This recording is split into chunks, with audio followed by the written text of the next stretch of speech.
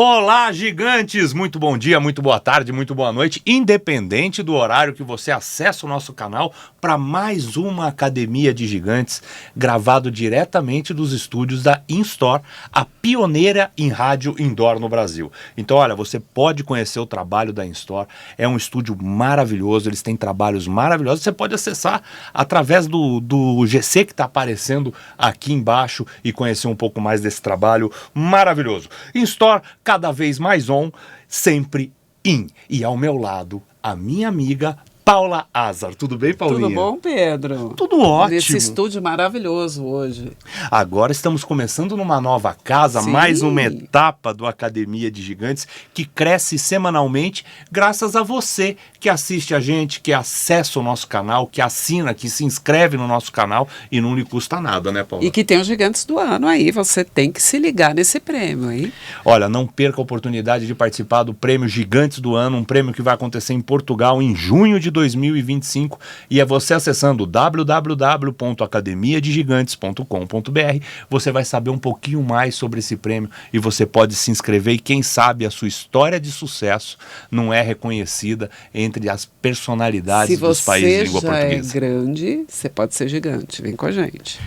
Seja mais do que grande, seja gigante. Paulinha, aí falando em gigante, quem é o nosso gigante de hoje? A nossa gigante de hoje, por favor. A nossa gigante de hoje é a doutora Maitê Pimentel Tomarco, endocrinologista, especialista em metabolismo, diabetes e obesidade, formada em clínica média, atuou uma década como intensivista, tem o título de diabetologista pela Universidade na Escócia e é tenente da Força Aérea Brasileira. Tudo bem, doutora Maitê? Tudo bem, é um prazer enorme, gigante estar aqui com vocês. Ah, não, prazer é nosso da senhora ter vindo aqui conversar com a gente. Eu quero, logo de primeira pergunta, fazer uma pergunta que eu acho que a maioria das pessoas hoje passa por essa incógnita. Tem cada vez mais idosos no Brasil. Segundo o último censo, houve um aumento de 57% em 12 anos, o que resulta em quase 11% da população brasileira. É muita gente, estamos envelhecendo, população com mais de 65 anos. Mas a pergunta é, sabemos envelhecer? Como manter a forma na terceira idade? Ótimo. Você sabe que isso é uma discussão que está vindo bem forte. Teve um estudo grande de Harvard em 2019 falando o que é longevidade, o que é ser feliz na longevidade. Primeiro critério, relação interpessoal e intrapessoal. Quem tem amigos, quem tem passeios, quem sabe se divertir, é uma pessoa que realmente vai ter qualidade de vida a longo prazo. Segunda causa é ter músculo. Eles relacionaram muito a massa magra, principalmente da panturrilha. Sabe aqueles chineses que ficam na lavoura e tem bastante, eles duram mais tempo. A gente sabe que, então, massa magra é preditor de você ter uma qualidade de vida e diminuição de demência. A demência aumentou 18% nesses últimos 5 a 10 anos. Por quê? Estamos com longevidade e estamos com muita epigenética, disruptores endócrinos. O que é isso? É ruído, é agrotóxico, é bisfenol A, é obesidade, é o diabetes aumentando. E isso faz com que o metabolismo da gente vá diferenciando e até mudando, por exemplo, o microbiota, e os marcadores inflamatórios estão piorando cada vez mais. Então, estamos ficando com longevidade, porém, pelos estudos, estamos diminuindo a qualidade de vida, estamos com mais doenças psiquiátricas, com ansiedade, com depressão, com aumento de demência e com tristeza no coração em alguns relatos. Muita ansiedade. Então, como que a gente vai preservar? A gente tem que ter qualidade de sono. A gente tem que cuidar, sim, do nosso corpo. Não é só estética. E sim ganhar massa magra, perder gordura. A gente tem que ter relação, convívio com os outros. A gente tem que ser feliz. A gente tem que ser de sucesso. Seja sucesso na carreira, sucesso como uma boa mãe, sucesso num bom empreendedor. Você tem que ser feliz para você passar por uma fase da vida que vai ser mais difícil. Depois dos 50 anos, cai metabolismo, cai hormônio, tudo fica mais difícil. Você já teve muitas pedras na cabeça, então você fica com mais distância das coisas, com mais medo. Então a gente tem que buscar esse ar de leveza com a idade. Você falou que depois dos 50 anos cai tudo. Não é? É um portal. Tudo. É um portal Ai, que absurdo. onde tudo começa a ficar mais difícil. Você é a favor da reposição hormonal? Olha só, a gente, depois dos 45, já começa a curva de diminuição do metabolismo, 22%. Nossa, tudo isso, doutora Maitê? E a mulher na menopausa faz uma curva mais agressiva. O homem, aos 65, 70, que vai entrar na andropausa, que seria essa menopausa, né, dos homens. Então, você vê que tudo vai ficando mais difícil. E quando a gente pensa em uma reposição hormonal, a gente tem critérios para isso, né? Então, se você realmente tem uma andropausa, uma menopausa, sem risco de ter câncer, de ter trombose, com os exames em dia, a gente sim tem autorização científica para fazer reposição hormonal, porque isso traz o metabolismo dentro do eixo, diminui o risco cardiovascular, melhora tônus, que tudo cai, então colágeno, né? E assim a gente tem também a aplastia cerebral com hormonioterapia, a gente tem a qualidade de conexão, de diminuir a ansiedade e inclusive da memória, que é uma fase que piora isso, né? Muito. Agora, doutora Maitê, nem todo mundo pode fazer reposição hormonal. Existe alguma forma de fazer naturalmente? Então, quando a gente fala em hormonioterapia, né, esse termo a Sociedade Brasileira de Endocrinologia não gosta, modulação hormonal. Isso não é uma coisa legal de ser falada. A gente sabe que quando está na andropausa ou menopausa, se o paciente tem critérios, a gente tem. Quais são as formas, por exemplo, vocês querem que eu fale da mulher ou do homem? Ah, dos dois, né? Dois? Temos uma audiência meio a meio no E nosso aqui é canal. meio a meio. Então, vamos falar dos homens, andropausa. É, porque o homem acha que eles não ficam na menopausa masculina, né? Que é a andropausa, né? Não percebem, não procuram ajuda, tem um estigma de procurar esse auxílio, mas o que é andropausa? Não é só não ter a libido, não ter relação sexual, diminuir a ereção, não. É o cansaço mental, a falta de driving, que é a energia, de execução, de organização. Então, parece uma depressão quando você está na andropausa, né? E aumenta a gordura visceral, então aumentando esteatose hepática, aumentando o risco cardiovascular. O que a gente tem? Tem um estudo muito lindo, Traverse, que foi feito um ano atrás, que ele pegou homens mais de 65 anos que já tinham infartado e fizeram uso de um remédio, testosterona em gel, androgel. E ele viu que não aumentou o risco cardiovascular. É o primeiro estudo que a gente teve comprovação científica embasada. Tá? Então, a gente sabe que isso não foi direcionado para anabolizantes, tá? Então, quando a gente fala usar testosterona, a gente tem autorização de um decanoato, de testosterona injetável, a gente tem o gel de testosterona nas doses limites. Para você ficar numa média, é de 250 a 850. Isso é uma grande dúvida. Vai fazer mal eu usar hormônio? Se você passar desse limite, é uma coisa suprafisiológica, sim. Pode dar o quê? Nódulos de fígado, pode dar atrofia de testículo, pode bloquear o eixo, aumentar o risco de diabetes, aumentar câncer. Mas se você está com ela baixa e você repõe, a vida melhora, tá? E a gente tem comprovação científica para isso. Para as mulheres, a gente tem que repor 3 hormônios. É o estrogênio, é o progestágeno e a testosterona em algumas situações que a gente chama disforia sexual hipoativa. É tão chique. O que é isso? É a perda de libido, não querer transar, é isso. E aí, quando a gente tem esses critérios, a gente precisa, sim, para diminuir fogachos, calores, acorda muito à noite, a lubrificação vaginal diminui muito, dor na relação sexual, que a gente chama de dispareunia, aumento de infecções urinárias, aumento da gordura visceral, a mulher se incomoda muito com a barriguinha que aumenta o risco de osteoporose, aumenta o risco de infarto. Então, repor hormônio com critério é uma coisa muito benéfica para as mulheres e para os homens. Com a idade também vai ficando um pouco mais difícil emagrecer. não é? Todo o processo vai ficando mais complicado. E as pessoas vão se adaptando a inúmeras dietas da moda, cada hora aparece uma coisa diferente. Quais são os riscos disso? Nossa, você está falando uma coisa que tem... É um mundo à parte, né? Então, agora estavam falando da dieta do girino, vocês escutaram? Eu ouvi. A dieta da casca da banana. Então, todo mundo em busca de um milagre, né?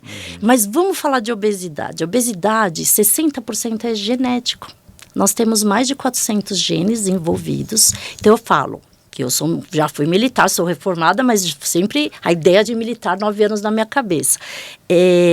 O sacrifício de um é diferente do de outro. Então, quem metabolicamente nasce com uma genética favorável, ela pode comer errado e ser magro com fácil. Vocês não conhecem? Mas pessoas? Muda, viu, doutora? Mas eu sei porque mudou muito. Então, é genético, a gente tem mais de 20 hormônios relacionados, por isso que o endócrino cuida da prolactina, da adrenal, do hormônio, da tireoide, da insulina, para mexer nesse metabolismo, no eixo que faz o corpo gastar mais ou menos energia.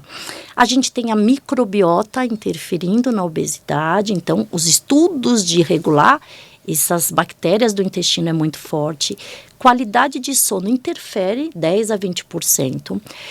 É matemático, tem que gastar mais energia, entrar, menos comida, quantidade ou melhor qualidade, que aí a gente tem vários tipos de dietas descritas. A gente tem remédios que podem engordar, às vezes uma quimioterapia, às vezes um corticoide, e aí você tem que brigar contra efeitos adversos, até de remédios da psiquiatria.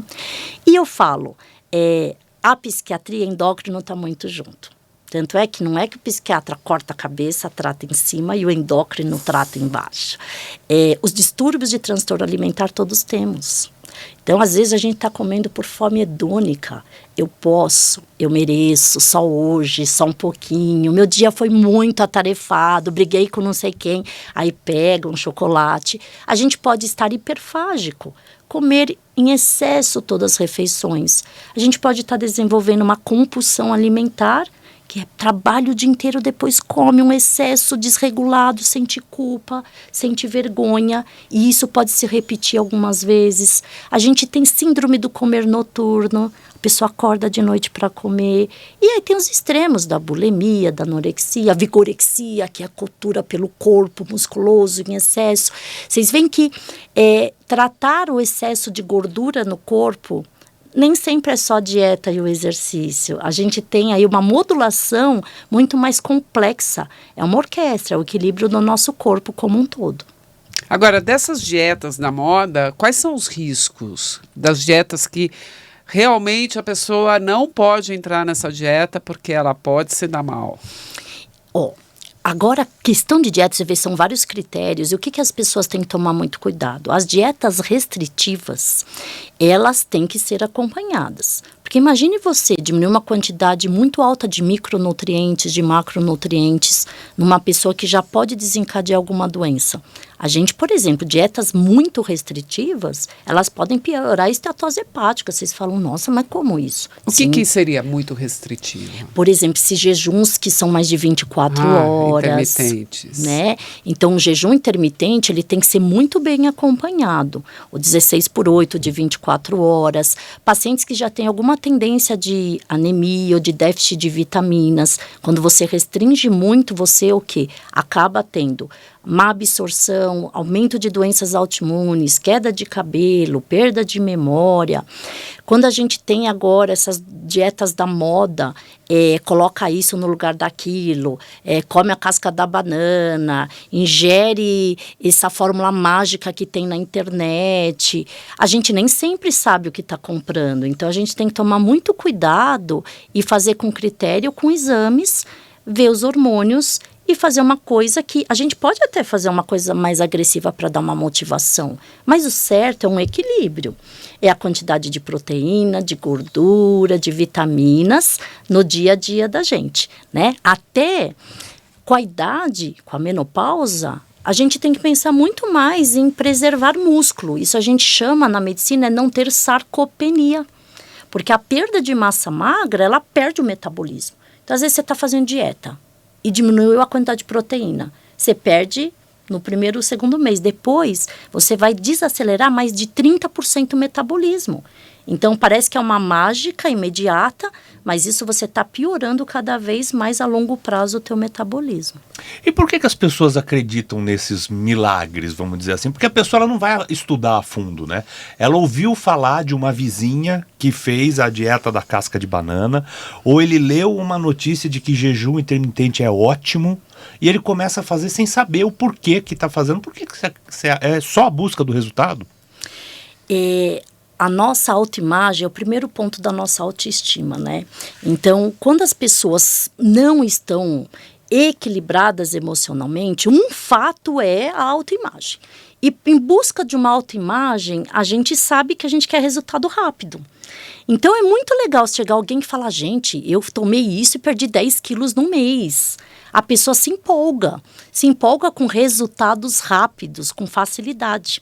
Porque, no fundo, todo mundo sabe que tem que ter o sacrifício de fazer a dieta, exercício, que é devagar, que é lento. Mesmo com medicações que a gente tem, nem todo mundo vai responder igual.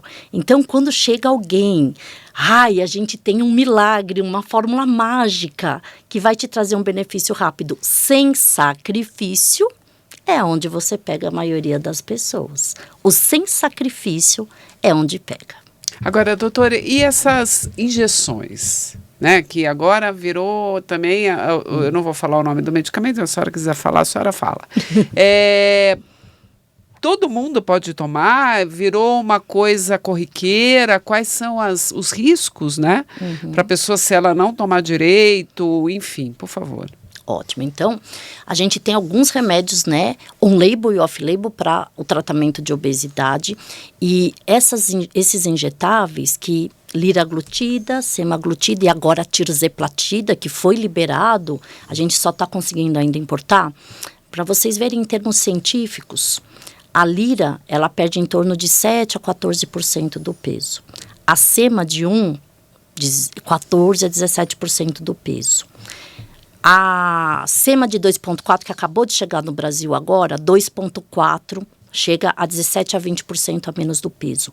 E a tirzepatide, que está para chegar, é 22,5% a 30% a menos do peso em 6 meses.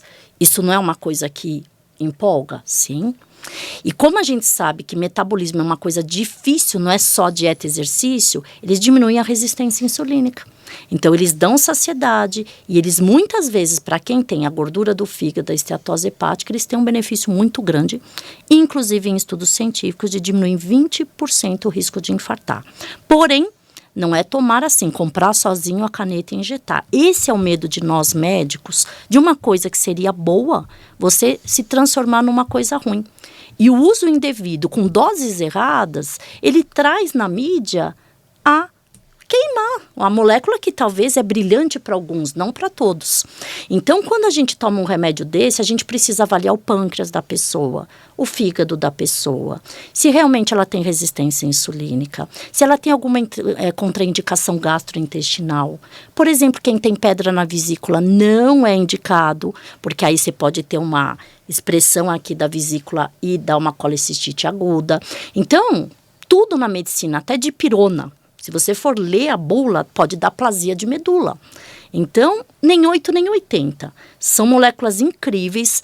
Na obesidade, na terapia de endocrinologista, a gente nunca teve moléculas tão poderosas. Para vocês terem noção, daqui 5 anos chega o triplo agonista. O glucagon é um remédio termogênico. Ele vai conseguir queimar gordura. E gordura é um marcador inflamatório que leva a mais de 200 doenças. Doenças autoimunes, a demência, diabetes, doenças pulmonares, doenças de restrições, artroses e assim vai. Então, você vê que é um mundo à parte. Então, são moléculas lindas, poderosas, não com acesso para todos. A gente sabe que o custo é alto, mas a gente sabe que perde mão porque as pessoas usam indiscriminadamente de forma errada. E isso traz medo para a gente, porque, primeiro, vão parar no hospital.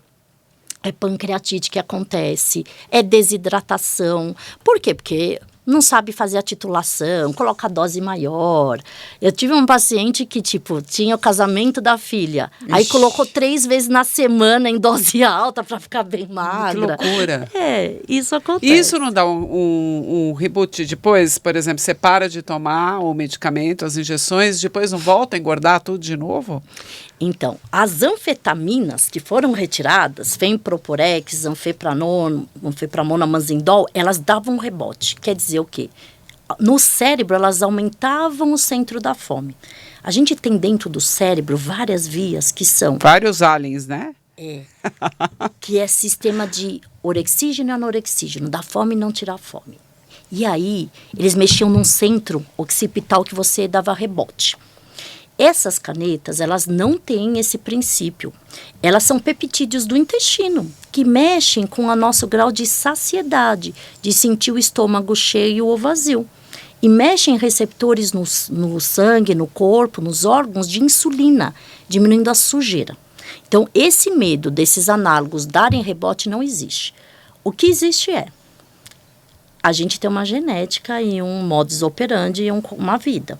Aí você está com um remédio que está ajudando, não ter tanta fome, ajuda a regrar mais a dieta, faz exercício.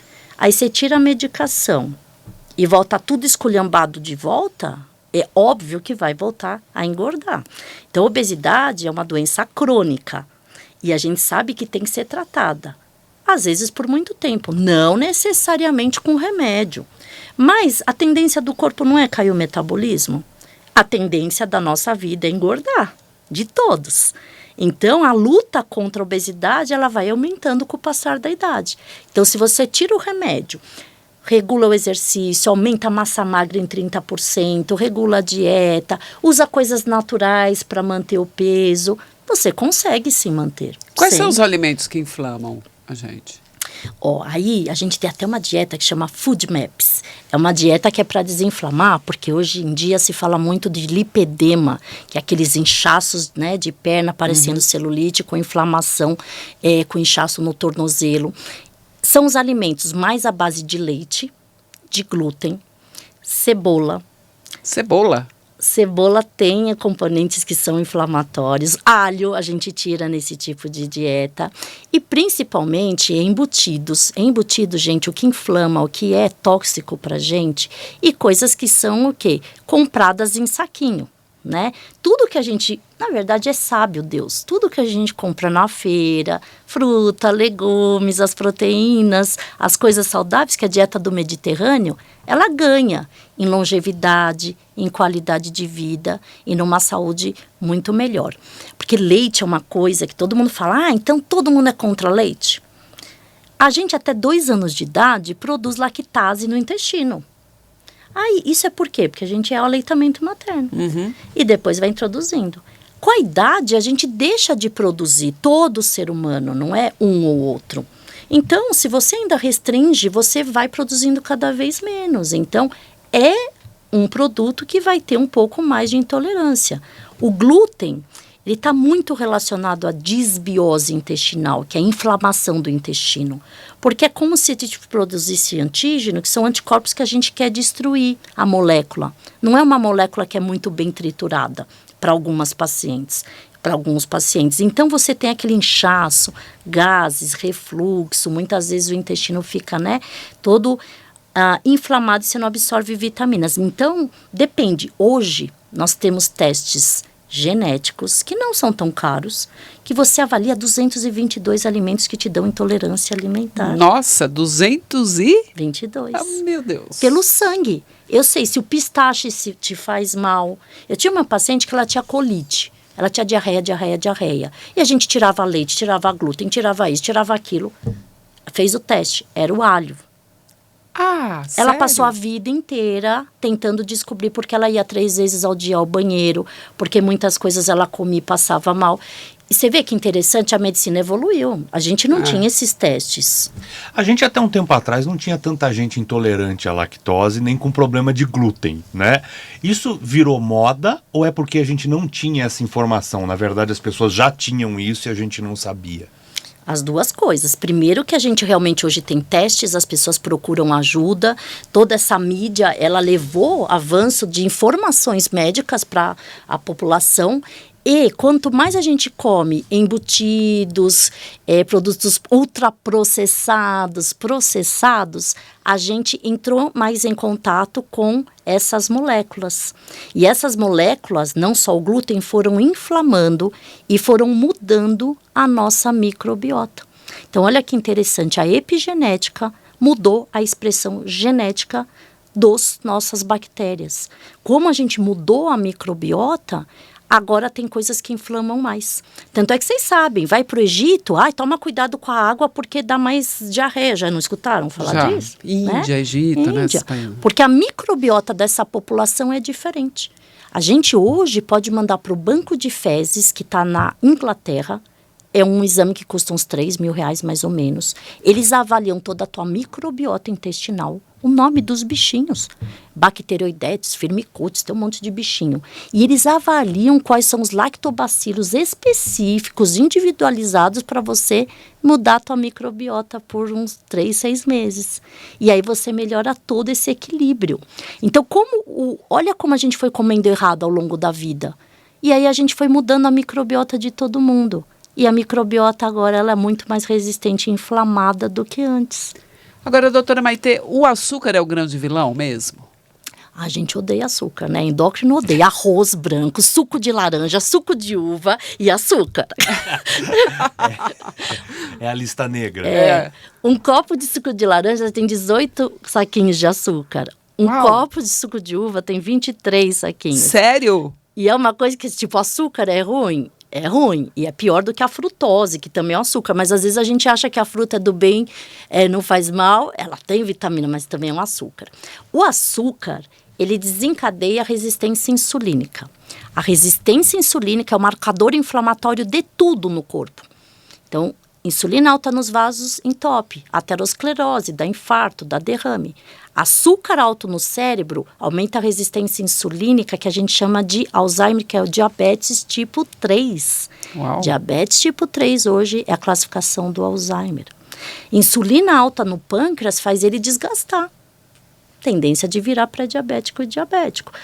Insulina alta no fígado faz todo o marcador inflamatório, esteatose hepática, e assim vai. Então, só para a gente entender, inflamação é o processo que começa a desencadear todas as doenças de qualquer especialidade na medicina. E o açúcar é um grande vilão para desencadear essa resistência insulínica. E gente que substitui o açúcar por adoçante indiscriminadamente? Nossa. Porque a gente vê isso, né? O cara, não usa açúcar, mas ele vira o pote de adoçante dentro. Ele tá fazendo um bem ou tá fazendo um mal para a saúde quantas dele? gotinhas? Dá 3 espirradas. Olha só, adoçante, tem muito estudo agora sobre isso, né? A gente teve até estudo que o ciclamato aumentava AVC. A gente sabe agora, vocês viram que sucralose também aí entrou na mídia como preditor de doença cardiovascular, dependendo da quantidade. Então, 17 a 19 latinhas de Coca Zero, por exemplo, ou refrigerante zero, a gente sabe que é o limite, no dia a dia para vocês entenderem, tá? O adoçante que menos fez mal é o xilitol e o eritriol, que eles vêm da casca das frutas, eles são naturais, eles não são industrializados, tá? Mas o que acontece fisiologicamente no nosso corpo? Quando a gente usa adoçante, a gente estimula alguns hormônios, algumas células, grelina, leptina, como se tivesse sem fome, né? E tivesse aquele, tá bom, tá docinho. E a gente sinaliza vários hormônios via sistema vago lá para o cérebro que está com saciedade ou não está com saciedade. E a gente engana. E quando a gente engana essa via, a gente produz outros hormônios, outras citoquinas que a gente chama. Então, o adoçante, ele, na hora parece que está tudo bem. Mas para o corpo, além de causar inflamação na desbiose intestinal, ele sinaliza algumas coisas, inclusive talvez aumentando a resistência insulínica, piorando o diabetes a longo prazo.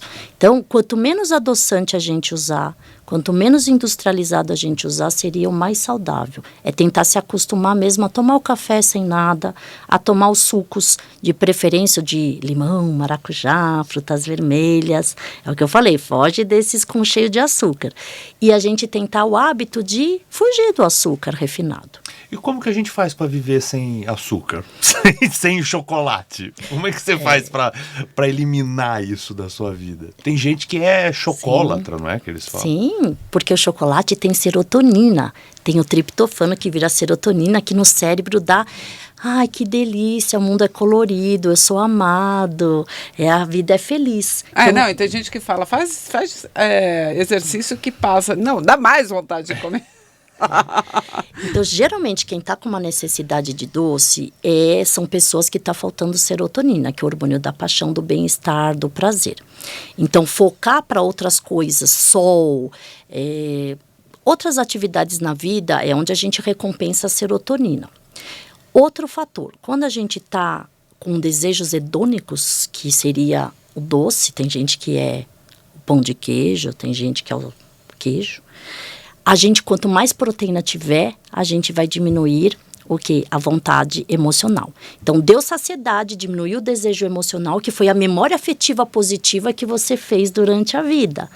Então, às vezes, a gente teve recompensas até os 2, 5 anos de idade com docinho quando passava na prova, ou quando o vovô ia te ver, ou quando você ganhava. Isso fica armazenado na memória afetiva da gente.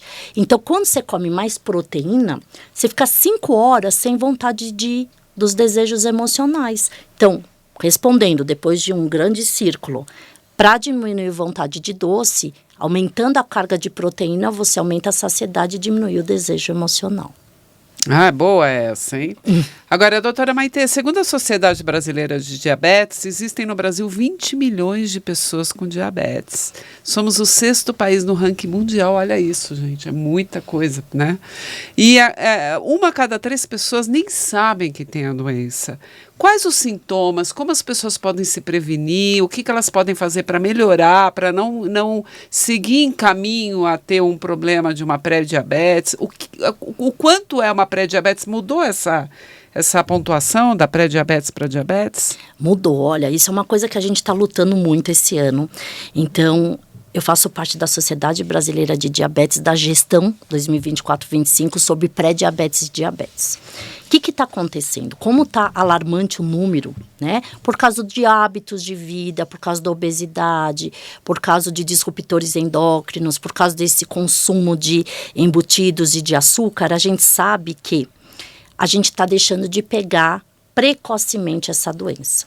E essa doença, se a gente pegar no pré-diabetes precocemente, a gente evita que isso evolua para um diabetes. Dá para reverter, né? Ou postergar muito isso. E aí, o critério de pré-diabetes mudou. A gente tinha uma curva que faz em jejum. Então, abaixo de 99 tá ok, a glicemia. E desse valor até 125 é a dúvida, que a gente vai para a curva. E acima de 126 para cima é o diabetes. Na curva, a gente fazia com 2 horas. Então, você dá uma coisa, açúcar, glicose, e vê o quanto o teu pâncreas funciona. Porque esse teste é justamente para ver se ele está bem, se ele não está. E a gente só tinha o estímulo 2 horas, agora a gente tem o estímulo de 1 hora. Então, se passa de 155 na primeira hora e 209 na segunda hora com o teste de estímulo, a gente sabe que já agora mudou a classificação. Mas por que a gente mudou? Porque a gente quer pegar antecipadamente as pessoas. Porque na cabeça pensar, eu sou pré-diabético, eu não sou nada ainda. Deixa um pouco mais. O pré-diabético ele já tem uma lesão mais de 40% a 50% das células beta-pancreáticas. Ou seja, se a gente tem um pâncreas, um pedaço dele está cortado. E aí você vai esperar 70% morrer para virar diabético? Então, se a gente alarmar as pessoas que isso já é um começo da doença e a gente fizer a dieta, tomar os remédios permitidos, a gente reverte, a gente paralisa essa evolução.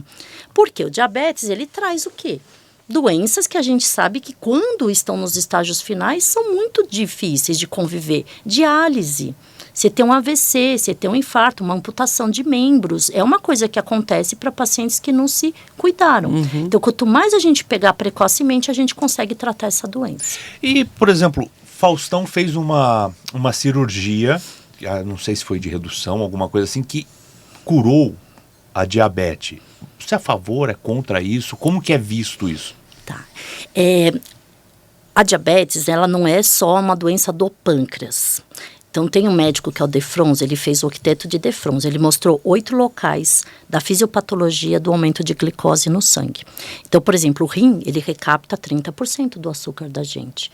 O fígado, ele produz neoglicogênese. E a partir desses estudos, a gente tem vários remédios diferentes para diabetes.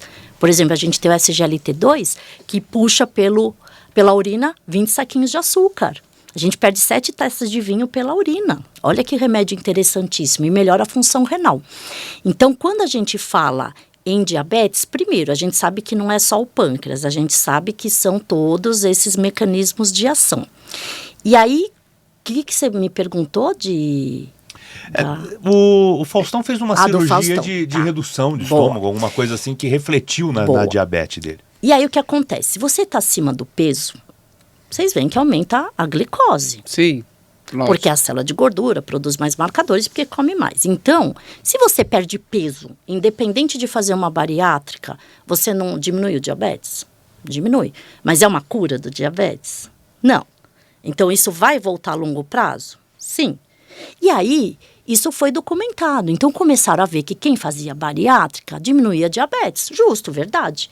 E aí, eles autorizaram um tipo de bariátrica diferente, que chama-se a bariátrica metabólica, que é um IMC acima de 35, não precisa ser 40, com diabetes com descontrole, jovens com menos de 5 anos de doença. Então, é autorizado fazer uma cirurgia bariátrica metabólica para pacientes com diabetes descompensados, mas não que seja cura, mas você vai ajudar tanto e que você vai depois controlando e você vai postergar aí a falência dos órgãos. Então, isso é documentado, isso existe, mas não que seja a cura.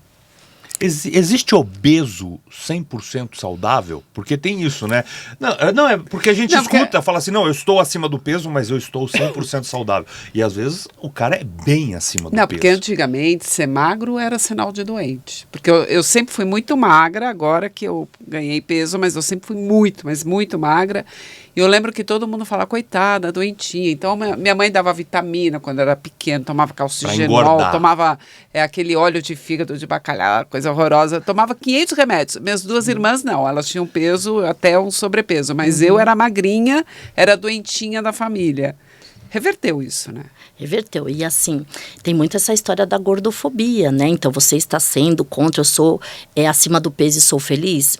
Então, olha só, para a medicina, obesidade tem CID E66.0. E por que é classificado como doença? Porque a gente não está vendo como estética.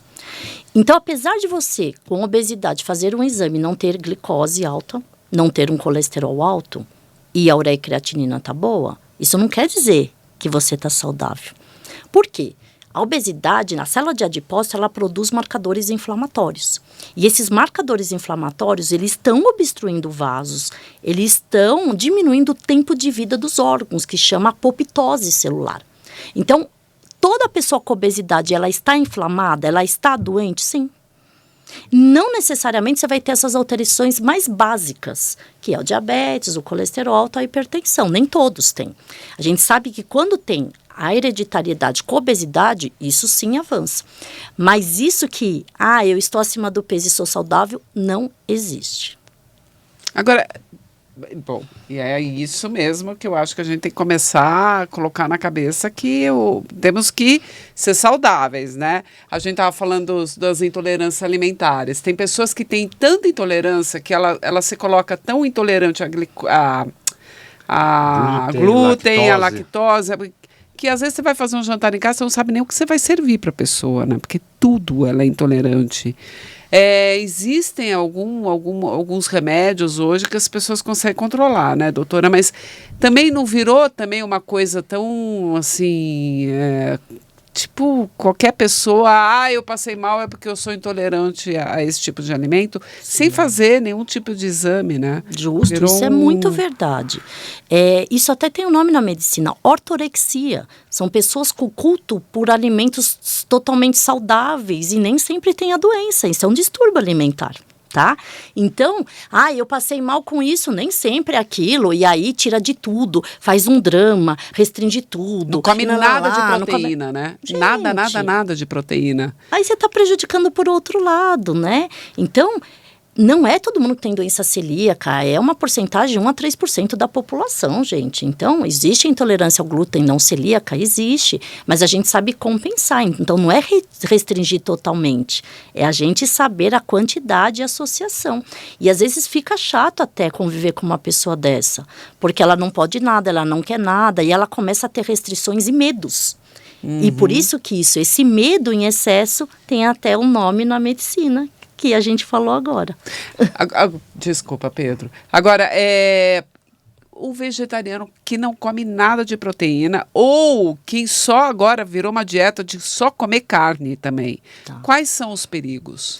Então, quando a gente tira totalmente a proteína animal e às vezes até quando é o vegano, o ovo, é muito difícil, quer dizer, é impossível ter B12.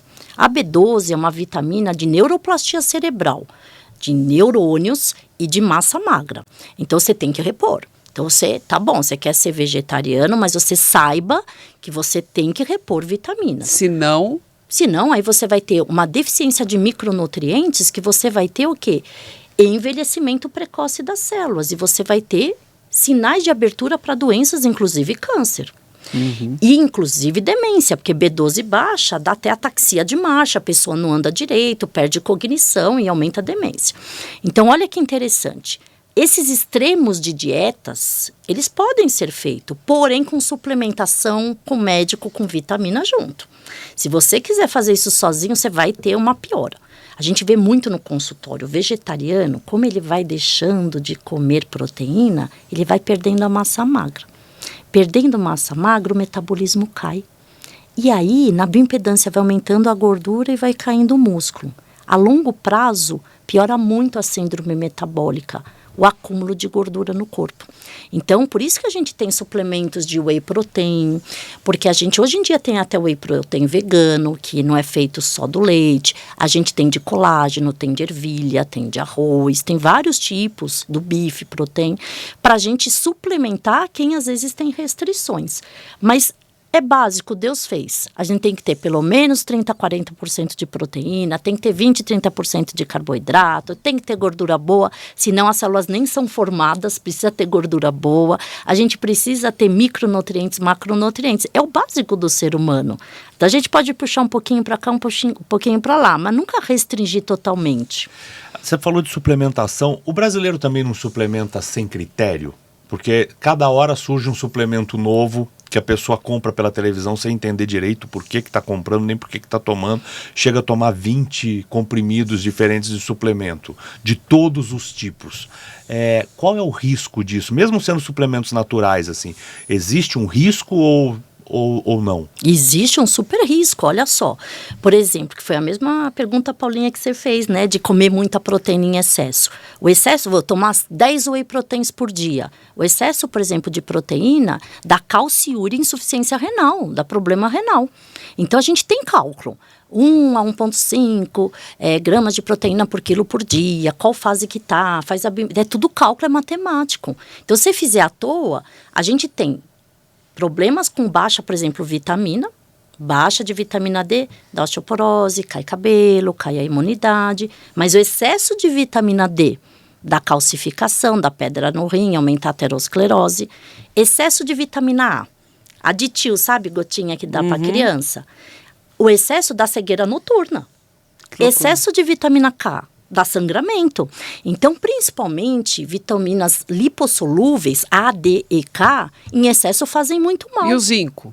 O zinco, ele é muito bom para cabelo, ele é muito bom para imunidade, porque ele produz os anticorpos. E ele tem aí um estudo que ele aumenta a toxina botulínica. Então, ele é muito bom para manter o botox da mulherada. Isso é bom. E o zinco em excesso não faz tão mal, mas só por uma intoxicação muito alta, né? Mas as pessoas, elas estão tomando 1000 suplementos e às vezes um quebra até o efeito do outro. E aí você tem que saber juntar. E o horário de tomar. Por exemplo, se a gente toma o ferro junto com a alimentação, comprimido de ferro, você absorve só 30%. Você tem que tomar ele longe, 2 horas após a refeição, com ambiente ácido. Então, tomar vitamina C com ferro. O cálcio, por exemplo, você tem que tomar após a refeição. A vitamina D é após refeição gordurosa, senão ele não é absorvido. Então, não só as pessoas tomam errado quantidades, juntam tudo e misturam, como também tomam no horário incorreto. E aí você toma, mas não absorve direito. E aí você fala, nossa, eu tô tomando, mas não tá dando certo, o que que eu tenho? Não. É uma loucura, não? E essa coisa do horário é uma coisa... Não, super... magnésio também, falam muito do magnésio. Ah, é o magnésio... Né? O magnésio agora está bem na moda, nos congressos de psiquiatria, com evidências muito boas para o cérebro da gente, né? Para neuroplastia cerebral, para o sono junto com a melatonina, é muito bom. E para a parte muscular, porque o cálcio entra no músculo para você fazer contração. O magnésio é que abre esse ganchinho para o cálcio entrar. Então, você melhora a força muscular quando se associa um magnésio. Só que o excesso de magnésio, sabe o que faz? Convulsão. Então, também não pode tomar todos os magnésios do mundo. Tem que ser regrado, né? Agora, então, as vitaminas, elas não podem ser tomadas todas juntas, né? Cada uma tem a seu horáriozinho de... É tipo, eu falo, um carrinho, o ônibus. Cada um tem que descer num ponto. Porque se desce tudo junto, se atrapalha, ninguém vai no mesmo lugar, né? 1 em cada 4 brasileiros é obeso. 1 em cada 8 pessoas no mundo também está acima do peso. Por que a humanidade está engordando tanto assim? É muito, né? Você sabe que, por exemplo, agora deu um dado no Brasil que 33% das nossas crianças estão acima do peso. Então, esse dado vai ser mais alarmante ainda. São os hábitos da gente, né? Então, essa cultura da gente carro, medo de tudo. Você vê que na Europa ainda não tem tanta obesidade, em alguns países que é andar o dia inteiro, é bicicleta. A cultura de comer coisas muito rápidas, a gente sempre está correndo, sempre em busca de, tô atrasado, aí come uma coisa rápida, pega coisas congeladas, pega esses saquinhos prontos. A qualidade de sono da gente piorou muito. Os estressores do cortisol. O cortisol é um grande hormônio vilão da obesidade, que é o eixo hipotálamo, hipófise adrenal. Esse cortisol em excesso, ele engorda.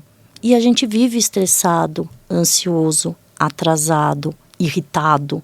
Então, não só esse meio externo alterou, a quantidade de alimentos processados e ultraprocessados é o grande vilão da obesidade. Essa microbiota da gente que a gente alterou, e aí toda essa parte, 30% do nosso peso é a microbiota, como eu falei, a gente alterou ela ao longo do tempo. A questão de hormônios, eles são alterados, por exemplo, prolactina, testosterona, puberdade precoce.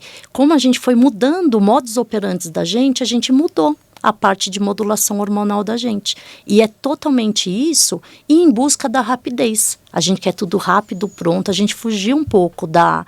Deixa eu fazer minha comida, deixa eu saber como é, deixa eu me alimentar. Não, é tudo, vamos fazer o quanto mais rápido, melhor. Nosso relógio biológico também a gente alterou bastante, né, doutora Maitê? O nosso ciclo circadiano, como é que a gente pode reprogramar isso? O quanto ele é necessário, o quanto ele fala pela nossa saúde?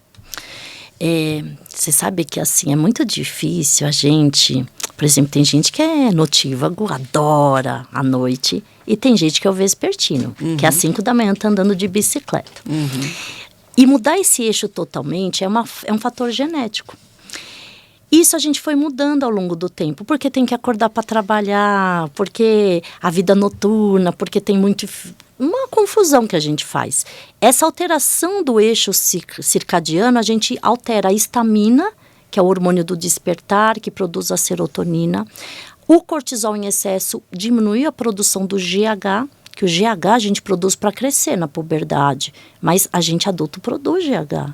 Senão a gente ia raspar a pele e não ia cicatrizar. Ia cair um cabelo, não ia nascer outro. Então, o hormônio de crescimento, ele está constante para a nossa recuperação celular. A gente mudou o eixo. Então, baixo de GH, a gente diminuiu o quê? Massa magra, a gente aumenta a gordura, a gente muda o cortisol, a gente mudou a serotonina, aumenta a depressão. É isso, toda essa desregulação do eixo circadiano da gente altera o humor da gente, peso e doenças. A gente acaba até câncer. Se aumenta a quantidade de incidência de câncer por causa de alteração de cortisol e de insulina. E como é que a gente deve fazer, por exemplo, alguém que tenha o seu relógio biológico, por exemplo, gosto de escrever muito à noite, porque o telefone não toca, eu estou mais tranquila. Mas, se eu tiver um trabalho onde eu tenha que desenvolver meus textos durante a manhã, eu vou ter que alterar. E já aconteceu isso várias vezes, eu, como editora, ter que editar, fazer programas noturnos, porque logo de manhã iam para o ar. Você altera o seu relógio biológico. O que isso pode prejudicar ou não a vida de uma pessoa? E a saúde, né? Muito. E olha só, por exemplo, até estudo científico de enfermeiros, médicos e policiais que trabalham no período noturno, troca. Os picos de cortisol, você perde mais ou menos 30% da longevidade dos anos de vida. Então, o que é fisiológico para a gente? Todo mundo. O pico de cortisol é às 8 da manhã e a gente às 10 da noite deveria induzir o sono para no escuro, que é a questão da claridade, você aumentar a melatonina. Aumentando isso, você aumenta um monte de hormônio, inclusive o GH que cai e aumenta a estamina de manhã. Então, o ideal é você ter um sono sempre no mesmo horário. Isso o psiquiatra fala muito. Desregulou o sono da pessoa, ou está com depressão, ou está com ansiedade. É o primeiro ponto a desregular. Então, apagar a luz, tirar o celular da mão, banho quente, um chazinho, não fazer alimentações gordurosas e compulsivas no horário noturno, esperar 30 minutos a 1 hora, por isso que está todo mundo tomando Zolpidem, aumentou 300% o consumo, porque as pessoas querem remédio para ligar o cérebro, que é o Venvance, lisdexanfetamina, e querem um remédio para desligar o cérebro. Que loucura isso, né? E aí, se forçar a acordar no horário, tudo bem, a genética eu não vou mudar. Se você é um vespertino, acorda às 5, 6 da manhã. Se você não é como eu, vamos tentar acordar às 7, 8 da manhã, mas não vai deixar para acordar 10, 11, que aí você faz toda essa mudança biológica e metabólica. Então, regras, a horário de dormir, pelo menos esse, horário de acordar, mesmo que eu não tenha o que fazer. Quanto é o ideal, o tempo de sono? No mínimo 7 horas por noite é o ideal pelos psiquiatras para a gente ter longevidade e não ter demência. Tá vendo, Pedro? Eu durmo 6 horas por dia, de verdade, sem precisar de relógio. Se eu for dormir às 10 horas da manhã, às 10 horas da noite, eu vou acordar às 4 horas da manhã. Se eu for dormir meia-noite, eu vou acordar às 6. E é automático. Eu acordo, meu olho... E eu não acordo cansado. Eu não acordo com problema. Isso é ruim ou isso sou só eu? Eu sou igual a você. Você sabe que o Jô Soares falava, né, que ele dormia 5 horas todo. Isso o teu ciclo biológico, ele é diferente. Então a maioria é aí de 7 a 8 horas. Tem uns azarados, que eu falei azarado, que dorme 12 horas, perde a vida, né? Você fica metade do dia dormindo. E eles não se recuperam, doutora. Se eu não dormir tudo isso, eu fico cansado o dia inteiro. Eu e você, se a gente dormir 12 horas, a gente fica cansado, inclusive. Não consegue, é verdade. Né? Bagunça tudo, né? São dispositivos cerebrais, que aí é bem complexo, né? Um monte de cadeia circadiana cerebral que faz isso do despertar e do dormir. E cada um tem uma biologia para isso, tanto de cenotívago vespertino e tanto de quantidade de horas de sono, que varia de 5 a 10, 12 horas. O Dr. Beterchini deu uma entrevista pra gente que foi maravilhosa, inclusive aconselho você também que está assistindo esse programa, depois aí buscar no Academia de Gigantes, onde ele falou pra gente que o envelhecimento, na verdade a gente não envelhece, a gente oxida. Faz sentido. Como envelhecer com qualidade? Envelhecer, então, a gente precisa ter alguns critérios. E aí eu vou falar os estudos novos que a gente tem. Então, a relação de ter amizade, sucesso, viagem, coisas diferentes na vida, é o estímulo da serotonina, não ficar na rotina, as novidades cerebrais, elas tiram a gente de ter uma depressão a longo prazo, porque a depressão é meio característica ao passar do tempo. Por quê? Porque a gente vai tendo restrições. Então, é diferente você com 70 anos, você com 30, 40. Você pode até ter a mente querendo fazer tudo, mas você não consegue. Porque dói a perna, porque o joelho, porque, a sarcopenia, e aí vai, várias coisas. Então, é ter sucessos nas relações intrapessoais. Segunda coisa, a qualidade de sono é extremamente importante. Terceira coisa, o músculo, como eu falei, não perder massa magra. Então, com a idade, tem que fazer musculação. E tem que aumentar a carga de proteína, que aí tem esses números que a gente estuda. Outro critério que entrou por Harvard é a gente também ter contato com a natureza. O contato com a natureza, você vê quando a gente está de férias, a gente quer ou ir para o mato ou ir para a praia. Não é engraçado? Então, resgatar isso, eles pedem pelo menos 20 minutos 3 vezes por semana. Eles dão até isso, tá? É uma quantidade que a gente tem. As dietas fugindo de coisas de gorduras, de embutidos e de açúcar. Então, ganhou para a longevidade a dieta do Mediterrâneo. Outro critério é fugir de ruídos. Olha que interessante. Ruídos fazem muito mal para o nosso cérebro. Então, a gente nem percebe, às vezes, o quanto a gente entra em contato com ruídos, né?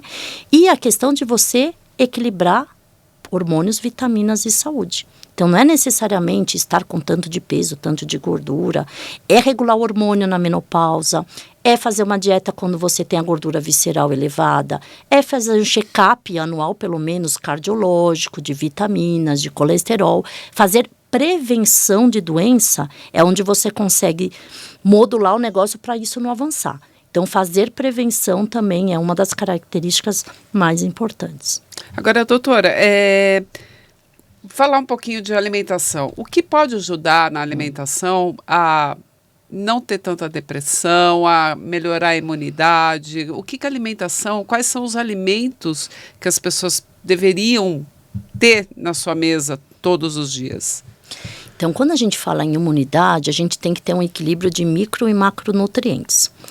Coisas que a gente deveria ter sempre, que é importante que a gente não pense, é zinco, magnésio, selênio, que eles fazem todos os anticorpos a serem produzidos. E onde está isso? Tem muito nas oleaginosas. Então, amêndoas, nozes, caju. Se a gente comer uma mãozinha por dia, 30 gramas, 9 unidades, é muito saudável. Fibras, a gente precisa ter folhas. Então, quando a gente tem alface, a rúcula, o agrião, não tem quase caloria, mas eles têm uma substância chamada butirato. O butirato dentro do intestino, ele limpa as cadeias que a gente chama de ácidos graxos ruins. E aí você tem o quê? Uma melhora dessa inflamação intestinal, que é a disbiose. Proteína é imprescindível. Se a gente não tiver massa magra, a gente não vai ter qualidade de vida, como eu falei. E aí a proteína, óbvio, tem uns que são veganos, tem outros, mas a gente tem que escolher, seja proteína vegetal, animal, e de preferência nos estudos, a carne vermelha é a mais inflamatória, tem mais gordura. Então, de preferência, a gordura boa, que seria o quê? O peixe, o atum, o bacalhau, a sardinha, porque eles têm a gordura insaturada com alta fonte de fósforo e de B12, que é uma vitamina importantíssima para o nosso cérebro. Carboidrato precisa. Então, quem fala zero carboidrato da vida? Primeiro que não adianta. Legume tem carboidrato. Alface tem carboidrato. Gente, o que é carboidrato? É o que vira açúcar. Tudo tem açúcar. Eu falo assim, não... O cavalo que está comendo lá os matinhos, ele não ia, você entende? Então, a gente tem a impressão que quando fala carboidrato, é só o arroz e a batata. É um assassino, né? Não é. Legumes têm carboidrato. Por exemplo, um potinho assim de 100 gramas de brócolis tem 4,4 gramas de carboidrato. Outra coisa interessante, couve-flor, 2,2 gramas de carboidrato. E a gente acha que legume é tudo igual. Gente, a beterraba tem mais carboidrato do que o chuchu. Então, entender que carboidrato não é um vilão. Mas a gente tem que saber a quantidade para poder fazer esse equilíbrio, que é o importante.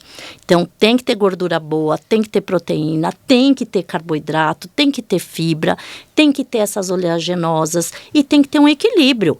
Não é assim, não posso nunca comer doce? Lógico que pode. Gente, a comida também é uma satisfação, é um prazer na vida. É que a gente tem que escolher 1, 2 vezes por semana, fazer parcimônias, trocas. Eu não posso nunca beber? Pode. É isso que eu ia falar, uma taça de vinho, né? Eu acho que... Sim, recomendação da OMS é 20 gramas de álcool por dia, não pode passar disso, que é esteatose. É o quê? Meia tacinha ou uma taça grande para os homens. Homem pode beber mais que mulher. Tá vendo? Já tem uma desculpa. Mas sabe por quê? Quando eu fui estudar, eu falei, mas por que nos dados eles podem mais que eu? Não pode isso.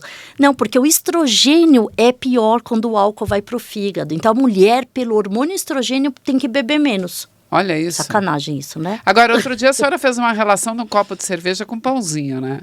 Gente, isso é uma desgraça.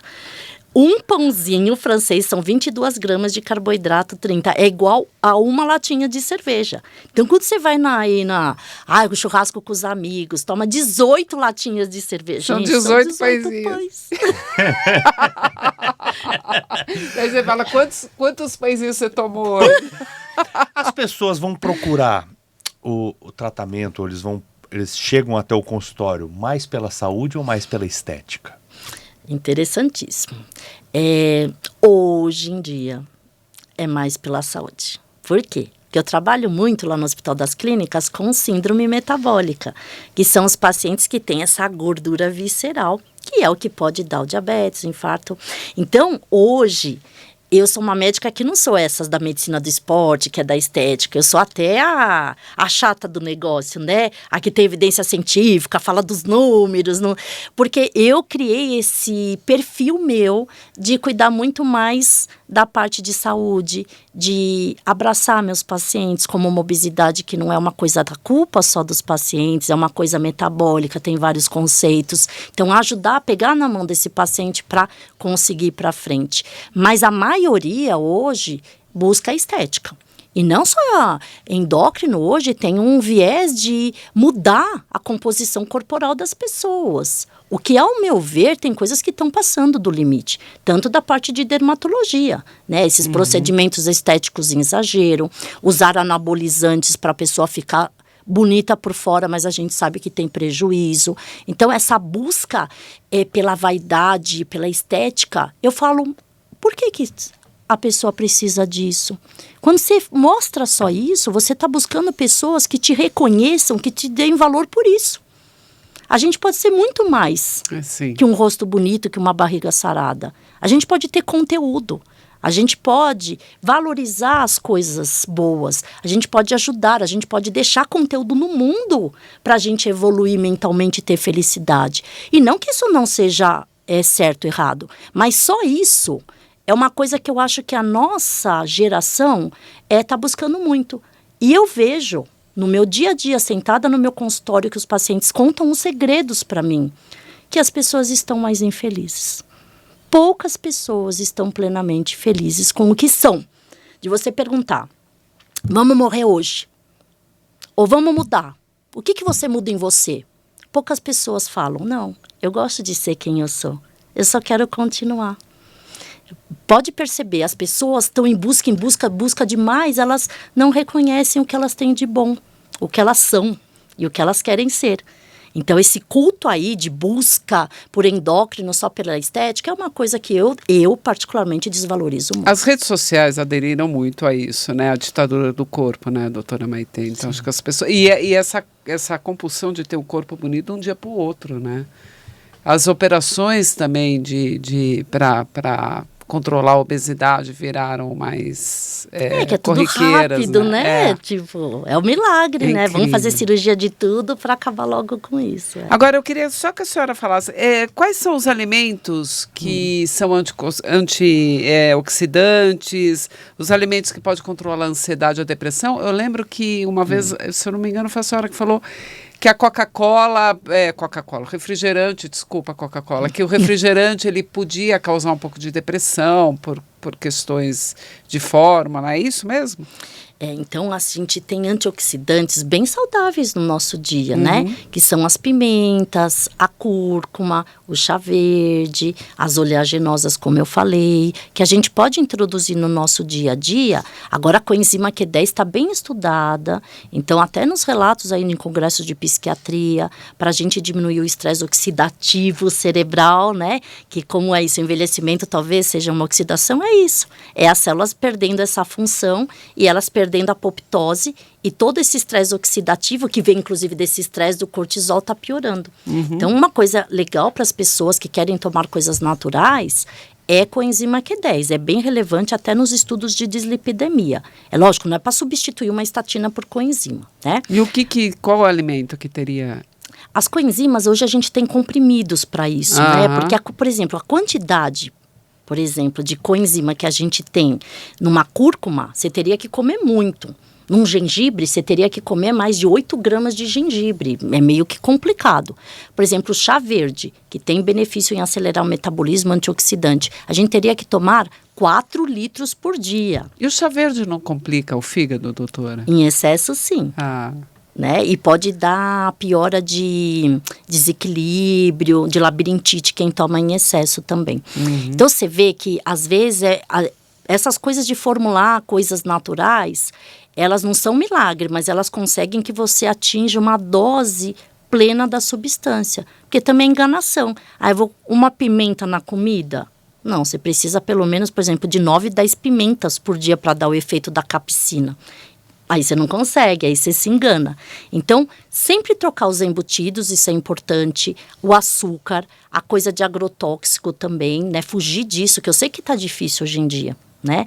E coisas industrializadas. Por exemplo, o miojo. Você fala, o miojo é igual ao macarrão, não é carboidrato igual? Aí você fala, por que o miojo é tão pior? É por causa do saquinho? Não. Vocês perceberam que o miojo é durinho? Sabe como que ele é feito? Ele é frito. Ele tem 150% mais gordura do que um macarrão. E não é melhor, então, esperar ferver um pouquinho mais o macarrão, que tem também carboidrato, mas não tem gordura? Porque às vezes a gente só está pensando no carboidrato. É a maneira do processo que piora a oxidação. Manteiga piora a oxidação da gente. Então, quando a gente usa, por exemplo, manteiga ou margarina, tem esse daí, né? Qual que eu vou usar? Então, a manteiga não tem gordura trans, mas ela é gordura. Né? Coloca a manteiga na frigideira, aquilo é óleo puro.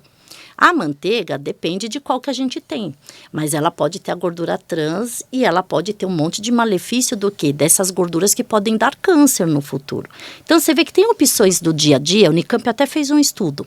Não é para usar manteiga na culinária, gente. Não é para ficar fazendo bife, frango com manteiga. É para usar azeite de oliva extra virgem. Isso está bem decretado. Posso usar óleo de coco na fritura dos alimentos ou no dia a dia? Isso daí foi na moda uma época. Foi. Não, óleo de coco não tem comprovação científica de que faça bem, muito menos esquentado, né? Outra coisa que eles estudaram, air fryer. A panela faz mal? A gente teve um estudo de todas as panelas. O teflon, quando ele descasca, sabe que tá os branquinhos lá? Tem que trocar. Aquilo lá solta BPA, bisfenol A, que é um disruptor endócrino que, inclusive, aumentou muito o câncer de tireoide, de 5% para 17%. Uau! Então, plástico esquentado e o teflon descascado é um disruptor endócrino. Até de alumínio solta um pouco. Então, o ideal era a panela de ferro, de barro. É que eu sei que também fica complexo, né, no dia a dia para a gente lavar. Mas você vê, isso eu achei interessante. Eu achei que air fryer ia dar algum problema, mas não deu nos estudos científicos, não deu. E ajuda um bocado, né? O programa bom é assim, ele vai passando e passa muito rápido. A gente já passou até de 1 hora aqui. Eu tenho mais uma pergunta para te deixar. Se de tudo que você aprendeu na vida, você pudesse deixar um único ensinamento para quem está assistindo a gente agora, aquela que seria a sua dica de ouro, qual seria a dica para essa pessoa levar para a vida dela? Olhe para você. Pense o que você realmente gosta de você, faz sentido na tua vida e busque ser o melhor da sua genética e da tua potência. Então, não seja preguiçoso. Aumente a sua capacidade. Eu acho que as pessoas estão muito na inércia. Aumente a capacidade que Deus te deu para você ser melhor. E para ser melhor, é buscar ajuda médica, é ter rotina no exercício, é se alimentar bem, é passear. Então, seja o seu melhor. Essa seria a minha frase. Doutora Maitê, o que é ser uma gigante? Ser uma gigante é uma pessoa que é reconhecida pelas pessoas. Que não é o que ela é agora, é a trajetória que ela teve na vida. É a pessoa que conquistou muitos amigos. É a pessoa que tem um network, uma relação interpessoal e intrapessoal alta. É você chegar num hospital que você trabalhou 20 anos atrás e a enfermeira te dá um abraço tão gostoso, mas tão gostoso que a gente até chora de emoção. É você passar por um lugar e os alunos falarem, nossa, você lembra, professora, que você me ensinou isso? Isso eu uso o resto da minha vida. É pegar na mão de um aluno meu e ensinar a palpar um fígado. E ele, toda vez que palpar esse fígado, ele vai lembrar da doutora Maitê lá, segurando a mãozinha dele. Então, ser gigante é ultrapassar barreiras, é você deixar legados na vida, e é você transbordar informações e amor. Porque quando a gente eu estou aqui, informação eu estou dando. Eu, no fundo, quero atingir o coração de cada um para que ele seja melhor na vida dele. E que ele passe isso para frente. Obrigada, doutora. Doutora, muito obrigado por essa entrevista maravilhosa. Obrigado a você que ficou com a gente até agora aqui no Academia de Gigantes. Por favor, se inscreve no canal, ativa o sininho, divulgue para que mais pessoas tenham acesso a esse conteúdo e a tanto conteúdo bacana que o Academia de Gigantes traz toda semana. Nesse que foi o primeiro Academia gravado aqui na InStore, no nosso novo estúdio. Paulinha, obrigado, viu? Obrigada, Pedro. Obrigada, InStore. Obrigada, doutora Maitê. E deixe sua opinião, é muito importante pra gente. Isso mesmo. E agora, doutora, a gente, para terminar, a gente costuma olhar para essa câmera aqui, todo mundo dá um tchauzinho e aí a gente volta semana que vem. Vem aí o prêmio Gigantes do Ano, uma noite única a ser realizada em Portugal, onde os maiores nomes das mais diversas áreas dos países de língua portuguesa serão premiados e reconhecidos. E você pode se inscrever através do site www.gigantesdoano.com.br. Você é uma pessoa que faz a diferença em sua comunidade? Então temos uma oportunidade imperdível para você. O Prêmio Gigantes do Ano está com as inscrições abertas e você pode ser um dos homenageados. Isso mesmo, o Gigantes do Ano celebra aqueles que se destacam como líderes e empresários nas mais diversas áreas. Esse é o momento de mostrar suas conquistas e crescimento e ser reconhecido internacionalmente. Seja um protagonista do seu mercado. Realizado em Portugal, esse evento exclusivo reunirá líderes e influenciadores de todo o mundo em uma noite de gala. Imagine-se cercado por gigantes em um ambiente dinâmico onde você pode expandir suas conexões, interagir com protagonistas do mercado e poder também compartilhar suas experiências e aspirações. Além da cerimônia, os premiados terão suas histórias publicadas em um livro especial que estará disponível nas principais livrarias. E mais, os premiados serão entrevistados em um programa no canal Academia de Gigantes, onde poderão dividir sua trajetória e inspirar outras pessoas. Não perca tempo, as inscrições estão abertas e são simples. Acesse o site oficial do prêmio e inscreva-se. Este é o seu momento de brilhar. Venha fazer parte dessa celebração que une culturas e destaca as contribuições da comunidade lusófona. Torne-se um gigante do ano e mostre ao mundo o seu verdadeiro valor. Inscreva-se agora e faça a diferença. Nós, da Academia de Gigantes, estamos torcendo por você.